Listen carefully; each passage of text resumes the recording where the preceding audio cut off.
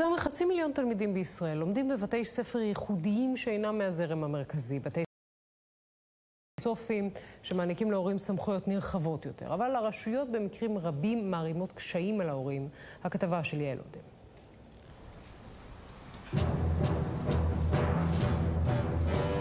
העירייה לא תיתן גב. בית ספר דמוקרטי, המשמעות שלו זה הדרה של תלמידים. כך נשמעה ישיבה שהתקיימה במאי האחרון בעיריית נס ציונה. מצד אחד ראש העיר ובצד השני הורים שרוצים חינוך אחר להקים בית ספר דמוקרטי. מזרחי ובוזגלו לא יהיו בבית ספר. למה? מי שרוצה ללכת לבית ספר דמוקרטי שיעבור עיר.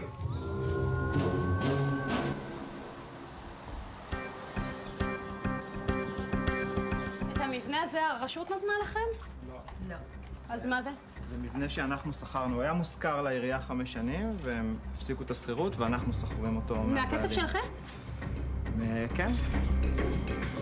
המשרד החינוך, הבירוקרטיה, איך שהיא עובדת, זה קודם צריך צוות, ויש לנו צוות יפה. קודם צריך את התלמידים, אפילו שאסור לפרסם שפותחים בית ספר, אז יש לנו תלמידים, צריך את ההורים, צריך מבנה.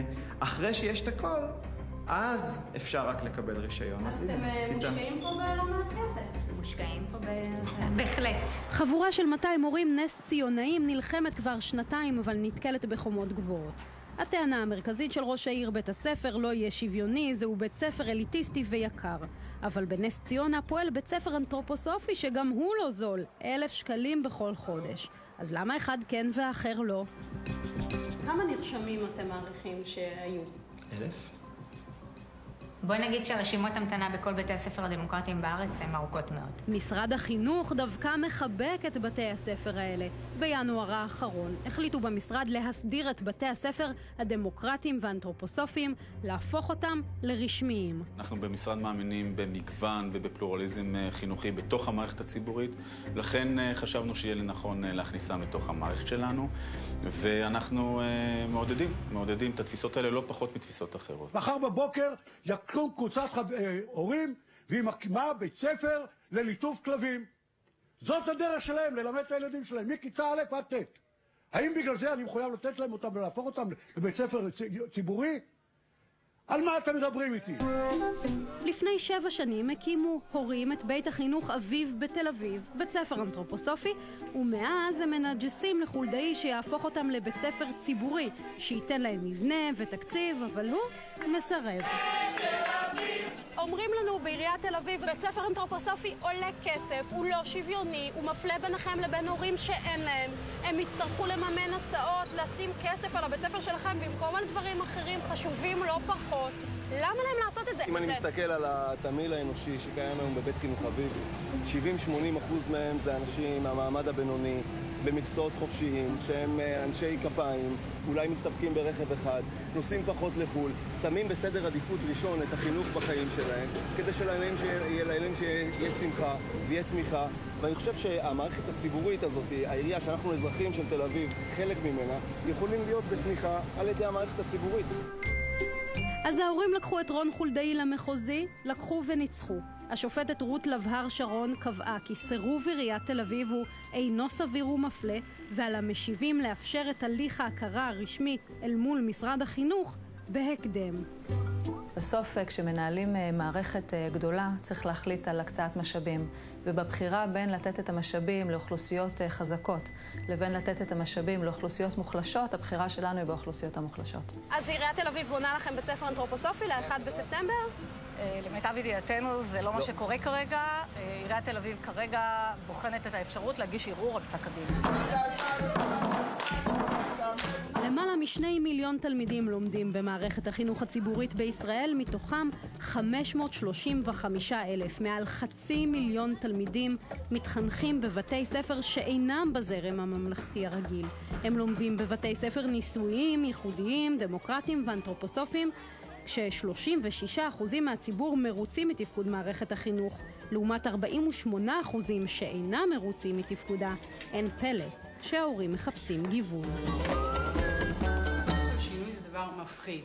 החינוך הדמוקרטי מכניס שינוי. קל ללכת למוכר. אנחנו יודעים את זה שאנשים נשארים גם במוכר שהוא לא תמיד טוב להם. גם חבורת הנשים הזו, כולן גרות בקיבוץ יגור, רוצה אחרת. המוכר כבר לא נוח להן.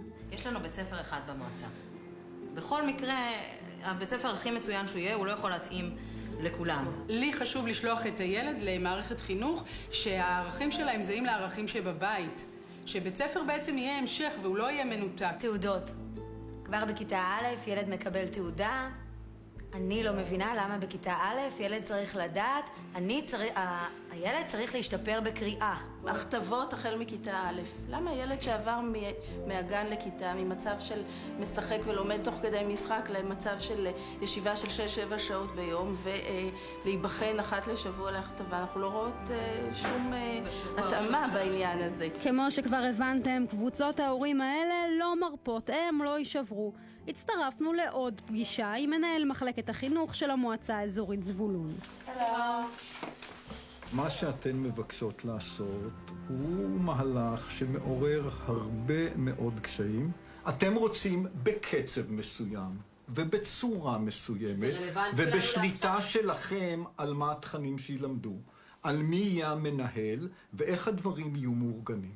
הרוחות מתלהטות ובית ספר דמוקרטי לא נראה באופק, לפחות לא בספטמבר הקרוב. ההורים של נס ציונה לעומת זאת עוד לא ויתרו בכלל על הפתיחה החגיגית. מבטלים להם פגישות, אבל הם באים בדלת האחורית. כמה זמן אתה מחכה לפגישה איתה? חודש וחצי כבר? חודש וחצי למנהל מחלקת חינוך עם ראש העיר. ניסיתם להיפגש? כן, הוא מסרב להיפגש. הבנתי. טוב, בוא ננסה. כתבתי כבר לבנט. נפגש שלך? לא. מה קרה? אם אלה הם מצלמים... היי ריבה, מה שלומך? עושים עליי כתבה על הקשיים שלנו להקים בית ספר דמוקרטי. תתאמו פגישה, בבקשה, תודה רבה. אבל אנחנו מבינים אני רק צריך את האישור שלך. לא, בבקשה, תצא החוצה, תקבע איתנו פגישה מסודרת. אבל אתם קובעים ומבטלים, אמרתם, אתם לא רוצה להיפגש איתי. כן, אבל קבעתם, ביטלתם. עד הפעם הבאה שתבטלו. יש לך תאריך לפגישה. אני רק צריך חתימה פה שאת לא מתנגדת. יש לך תאריך לפגישה. את מתנגדת להקמה של בית ספר דמוקרטי? יש לך תאריך לפגישה. את לא מתנגדת? יש לך תאריך לפגישה. את מתנגדת או לא מתנגדת? אני סוגר את הדלת.